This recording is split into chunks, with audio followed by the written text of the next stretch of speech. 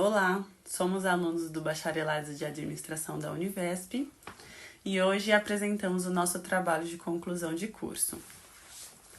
O título do nosso TCC é Entre a Produtividade e o Esgotamento, a fadiga organizacional como desafio para a gestão estratégica de pessoas no contexto brasileiro.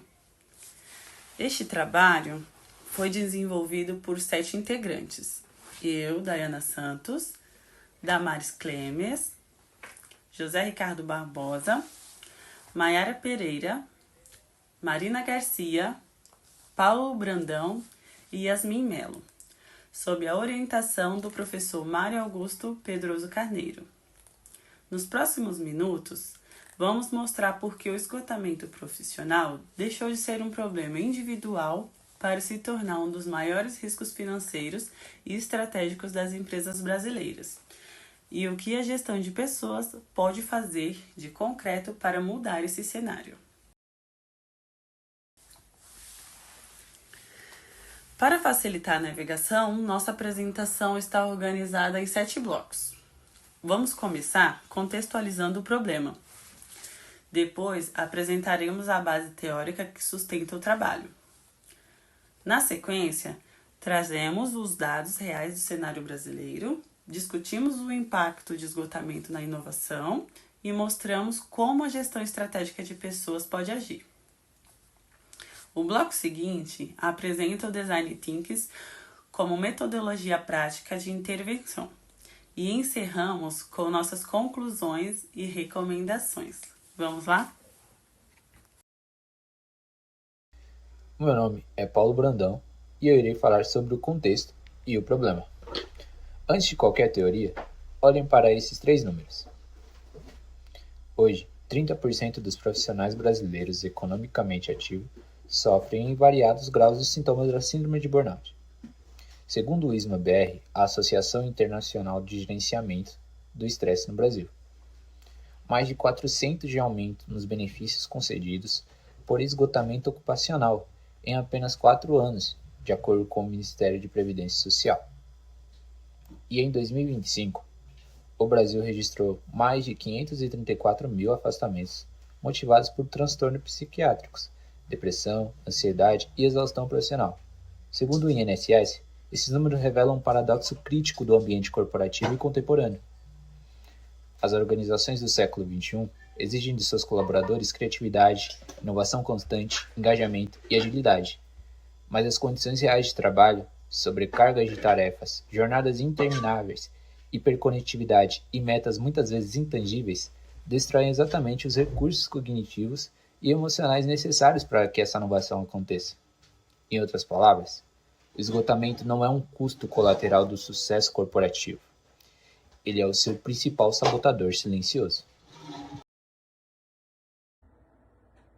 Para entendermos como chegamos a este cenário, este trabalho se apoia em 3 pilares teóricos fundamentais. O primeiro é o modelo de burnout de Maslach e Jackson, desenvolvido em 1981, até hoje considerado uma das principais referências sobre o tema. Segundo esse modelo, o burnout não é apenas um cansaço comum, trata-se de uma síndrome composta por 3 dimensões. A primeira é a exaustão emocional, que ocorre quando os recursos físicos e emocionais do trabalhador são consumidos além da sua capacidade de recuperação. A segunda é a despersonalização, caracterizada por um distanciamento emocional e muitas vezes por uma postura mais fria ou cínica em relação às pessoas ao seu redor. A terceira é a redução da realização profissional, quando o trabalhador passa a perder o sentido e a satisfação em relação ao próprio trabalho. O segundo pilar é o modelo de demanda-controle, de Karasek, proposto em 1979. Este modelo apresenta uma ideia clara quando as exigências e cobranças sobre o trabalhador são elevadas, mas a autonomia para tomar decisões é limitada.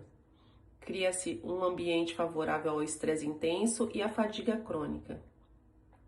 Além disso, quando existe pouco suporte organizacional, ou seja, quando a empresa não oferece apoio adequado aos seus colaboradores, esse desgaste passa a ser um importante fator de risco para o desenvolvimento do burnout. O terceiro pilar vem da neurofisiologia. Pesquisas recentes, como as realizadas por Yeller e colaboradores em 2022, demonstram que a fadiga mental não é apenas uma sensação subjetiva. Ela possui bases biológicas e pode ser medida cientificamente. O esforço cognitivo intenso e prolongado provoca o acúmulo de resíduos metabólicos, especialmente o glutamato, no córtex pré-frontal, região do cérebro responsável pela tomada de decisões, pela criatividade e pelo raciocínio estratégico. Por isso, o organismo necessita de sono de qualidade e de períodos reais de desconexão para eliminar esses resíduos. Quando a conectividade fora do expediente se torna algo normalizado, esse processo de recuperação é prejudicado. Como consequência, o cérebro passa a operar em estado conhecido como névoa cognitiva, caracterizado por dificuldades de concentração, raciocínio e desempenho mental.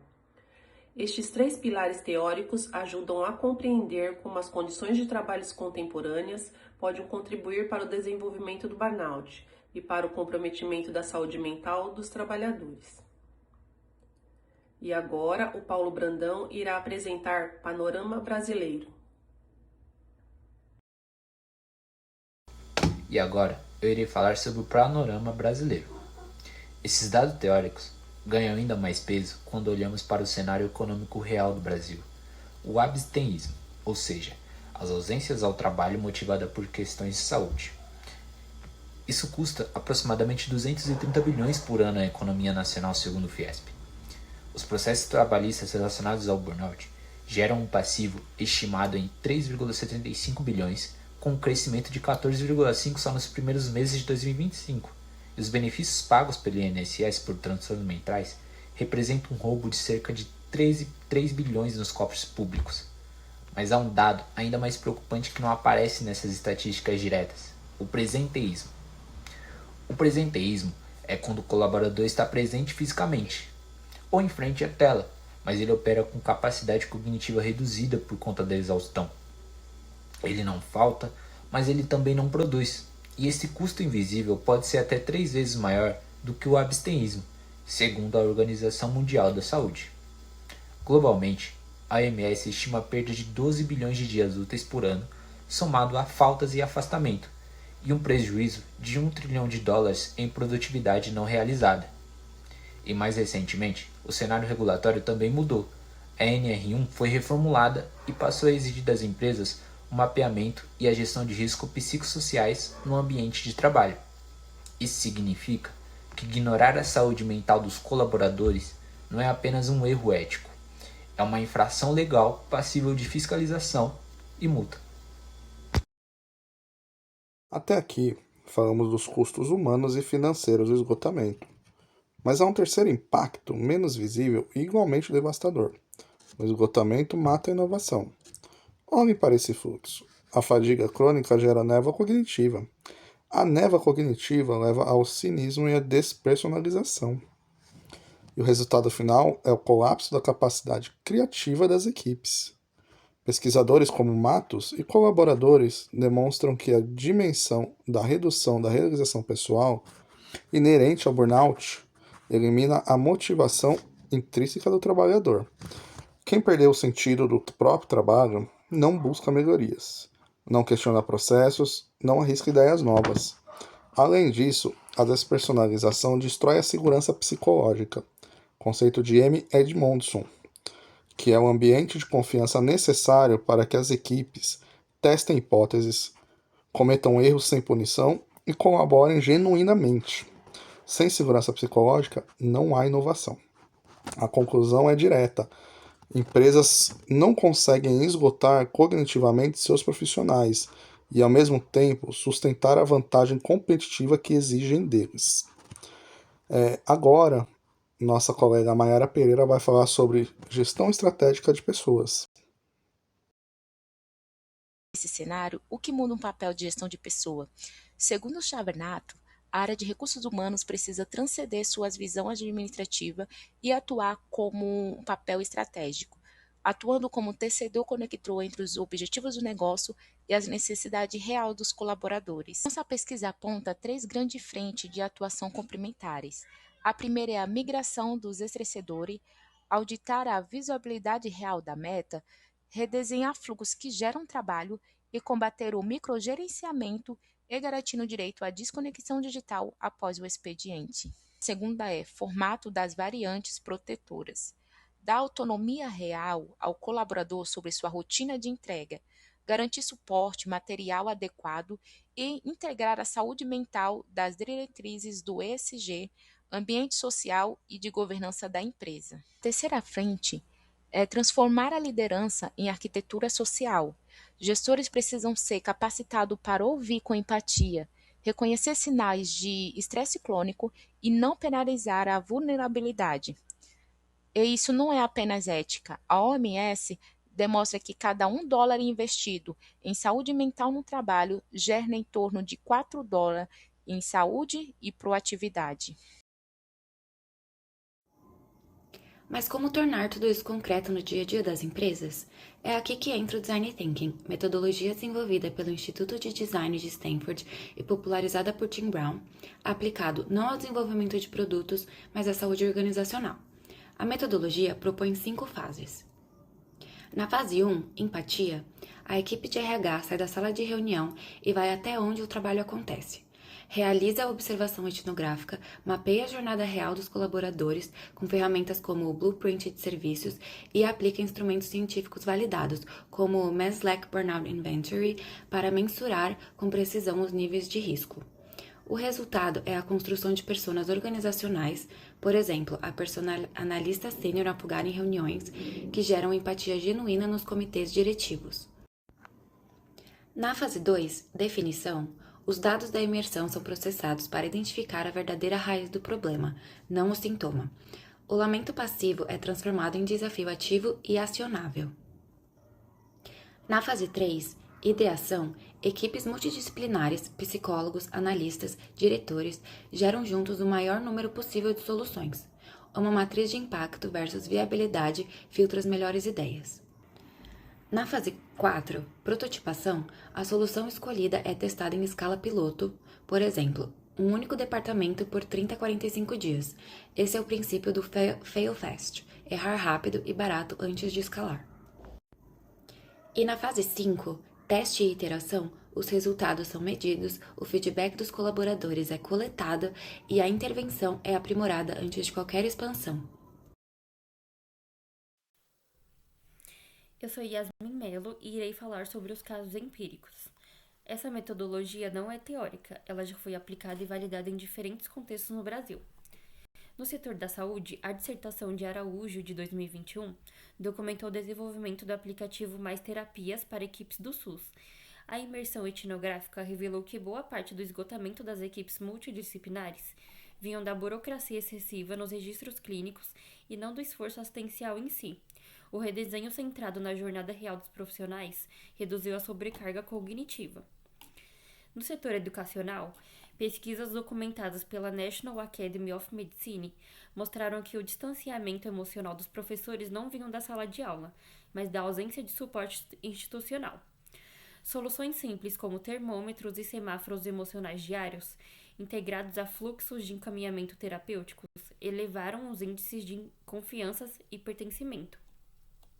E no setor corporativo, o estudo de Riga, Vasconcelos e Silva, apresentado no ENAPED em 2023, aplicou o Design Thinking ao processo de transferência para o exterior de profissionais brasileiros. As entrevistas revelaram que o isolamento socioafetivo era o principal fator de causa de ansiedade. E com base nisso, o RH pôde reestruturar o programa de acolhimento. Em todos os casos, o padrão se repete: escuta real, prototipagem ágil, foco na causa estrutural, e isso resulta em intervenções que funcionam. Chegamos às conclusões do nosso trabalho, e elas são diretas.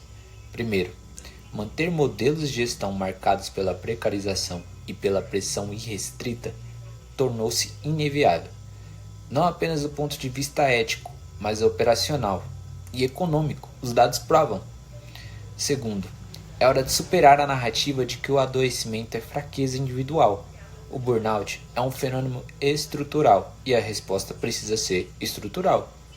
cabe ao RH atuar no redesenho do trabalho, não apenas na oferta de apoio psicológico desvinculado das causas. Terceiro, o Design Thinking oferece o caminho concreto. Empatia, prototipagem rápida e iteração contínua permitem que as organizações identifiquem as fricções reais, testem soluções com baixo risco e escalem apenas o que funciona.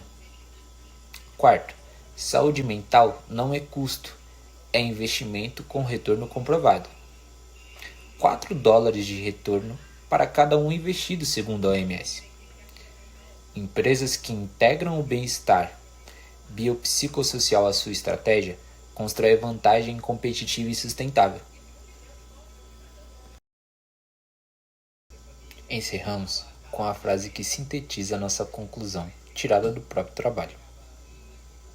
A ressignificação das rotinas laborais, pautada na escuta e na humanização da jornada, reabilita o tecido organizacional e resgata a capacidade criativa necessária para sustentar e perenizar o êxito corporativo. Agradecemos ao professor Augusto Pedroso Carneiro pela orientação e a todos que acompanharam esta apresentação.